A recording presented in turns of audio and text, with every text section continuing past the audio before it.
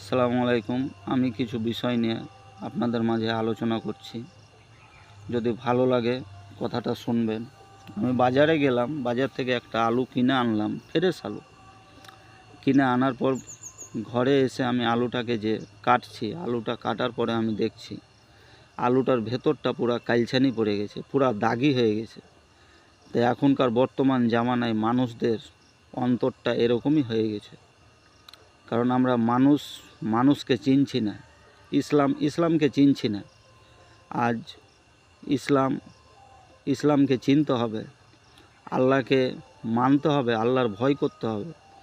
আসুন আমরা আল্লাহর দরবারে যাই, একসাথে সলাত আদায় করি, তাহলে আমাদের অন্তর থেকে কিছুটা তো সে কালছানি দাগটা নষ্ট হয়ে যাবে, থাকবে না। আস্তে আস্তে আস্তে আস্তে তাহলে আমাদের অন্তরটা আরোই পরিষ্কার হয়ে যাবে। তো আপনারা চলুন, আল্লাহর দরবার চলুন, আল্লাহকে ডাকুন। আপনারাও চলুন, আমরাও যাব, আপনাদেরও পরিবার যাবে, আমাদেরও পরিবার যাবে।